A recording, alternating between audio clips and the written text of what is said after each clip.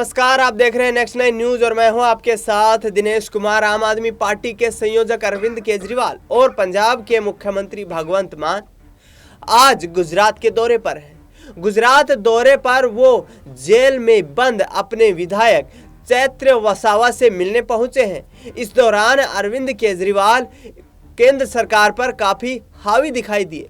केंद्र सरकार के खिलाफ अरविंद केजरीवाल ने अपना धावा बोलते हुए कहा कि केंद्र सरकार गलत तरीके से जांच एजेंसियों का इस्तेमाल कर रही है। आपको बता दें कि भरूच लोकसभा क्षेत्र से चैत्र वसावा को लोकसभा का प्रत्याशी बनाया गया है। इसी के साथ गुजरात में एक जनसभा को संबोधित करते हुए 2024 के लोकसभा इलेक्शंस के लिए केजरीवाल ने अपना दावा ठोक दिया है और लोकसभा की जो चुनावी तैयारियां हैं उनकी शुरुआत कर दी है। नर्मदा के राजपीपली जेल में बंद चैत्र वसावा से मिलने पहुंचे अरविंद केजरीवाल ने क्या कुछ कहा, सुनिए जरा। गुजरात की बीजेपी सरकार ने एक बिल्कुल फर्जी और झूठे केस में गिरफ्तार कर लिया है। इससे पूरे गुजरात के आदिवासी समाज में बहुत रोष है, बहुत गुस्से में है।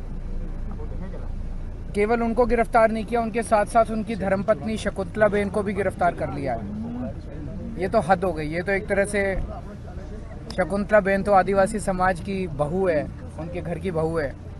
उनके घर के बहू को भी बीजेपी ने नहीं छोड़ा।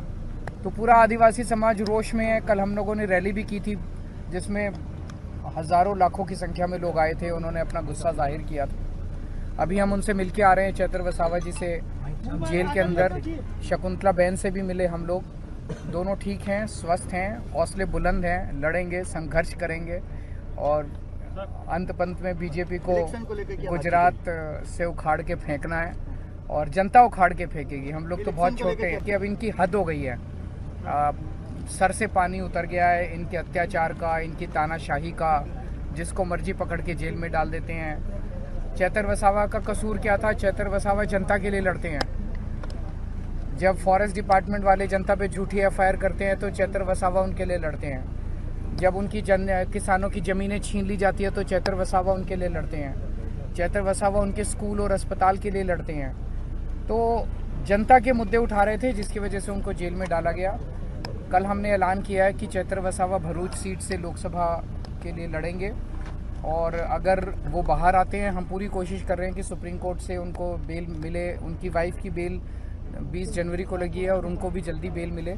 अगर नहीं भी आते तो पार्टी लड़ेगी उनके नाम पे और हमें पूरी उम्मीद है कि जनता उनको जिताएगी। तो आपने सुना कि अरविंद केजरीवाल कहते नजर आए कि यहाँ पर जो केंद्र सरकार है वो तमाम जांच एजेंसियों का गैर कानूनी तरीके से इस्तेमाल कर रही है और विपक्ष को तबाह करने की कोशिश कर रही है।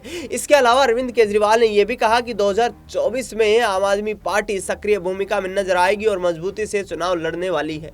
ऐसे में क्या सीट शेयरिंग पर फंसा पेच अब और भी ज्यादा दिलचस्प हो जाएगा, क्योंकि आम आदमी पार्टी के लिए कांग्रेस कितनी सीटों के लिए सैक्रिफाइस गुजरात में करेगी, इस पर सबकी नजरें बनी हुई है। इंडिया गठबंधन में शामिल आम आदमी पार्टी के नेता अरविंद केजरीवाल 13 की 13 पंजाब की सीटें और 7 दिल्ली की सीटों पर चुनाव लड़ने का ऐलान कर चुके हैं। तो क्या ऐसे में सीट शेयरिंग के मुद्दे पर अब फिर से दोनों पार्टी आमने सामने होंगी, इस पर देखना दिलचस्प रहने वाला है। इस खबर में फिलहाल इतना ही। देश दुनिया की तमाम बड़ी खबरों के लिए आप देखते रहिए नेक्स्ट 9 न्यूज।